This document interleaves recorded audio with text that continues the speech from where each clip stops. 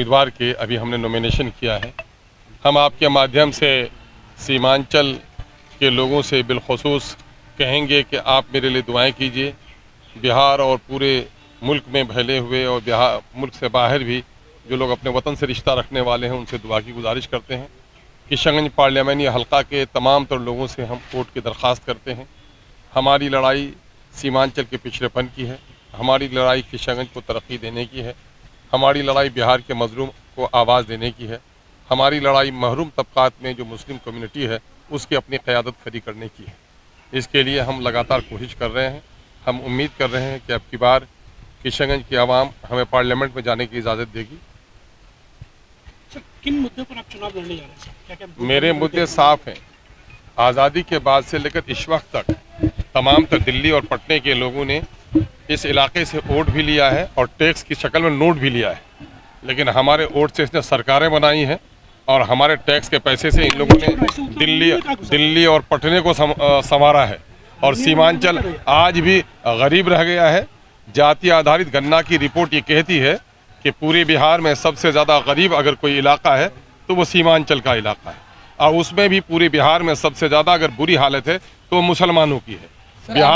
बिहार में कुल 13 करोड़ की आबादी में 20,50,000 सरकारी नौकरियां हैं। आबादी के तनासुब में विभिन्न जातियों को जो नौकरियां हासिल हैं उसमें मुसलमानों की हालत बड़ी ख़तरनाक है। इनको आबादी 2 करोड़ 31 लाख की आबादी में इनकी मुलाजमत में हिस्सा 3,68,000 की होती है। सिर्फ इनको 1,73,000 नौकरी देकर तकरीबन 2 लाख नौकरी से महरूम रखा गया है। यही हाल दलितों का भी हुआ है। उनकी भी SC बिरादरी के लोगों की 1 लाख से ज़्यादा मुलाजमत को लोगों ने बेईमानी की है। मैं इन तमाम तर मुद्दों पर लड़ाई लड़ रहा हूँ। सर, जैसे ही चुनाव नजदीक आते जा रहे हैं वैसे अब ध्रुवीकरण की कोशिश फिर बढ़ती जा रही है। नहीं, किशनगंज मैंने पूरे देश में नफरत के सौदागर नफरत की आग को आंच दे रहे हैं। जिन लोगों ने खून की होली खेलकर, जिन लोगों ने लाशों पर अपनी सियासत की रोटी सेकी है, वो नफरत की फिजा फैला रहे हैं और MIM हर जगह इंसाफ की सदा लगा रही है।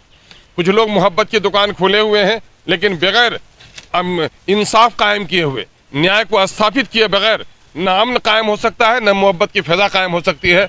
अगर देश के अंदर में सबसे तवानाई के साथ, अगर मुल्क में तवानाई के साथ कोई इंसाफ की तलब करता है तो उसका नाम बैरिस्टर असदुद्दीन अवैसी है, और हम सब के लिए बराबरी के इंसाफ के ख्वाह हैं और दस्तूर और आइन के मुताबिक ये मुल्क चले, उसकी हमारी लगातार कोशिश है। बिहार में कितनी सीटें आप जीत रहे हैं?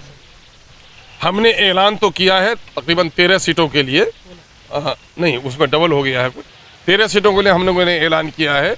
और उसमें से कुछ सीटों को अभी हमारे जो हैदराबाद के हमारे जो ऑब्जर्वर्स आए हैं तो वो तय करेंगे कि हम लोग कितनी सीटों पर लड़ रहे हैं, और हम समझते हैं कि जितनी सीटों पर लड़ेंगे यकीनन है कि कामयाबी हासिल करने के लिए लड़ेंगे। आप किसको अपना टक्कर मांग रहे हैं, जेडीएस को कि कांग्रेस को? देखिए, वो लोग अपने आपस में लड़ते रहें। मैं तो मौजूदा वक्त बिहार और दिल्ली के निज़ाम के ख़िलाफ़ लड़ रहा हूँ। गरीबों, मजलूमों, दलितों, पसमानदों के ख़िलाफ़ जिन लोगों ने हक मारी की है उसके ख़िलाफ़ मैं लड़ रहा हूँ।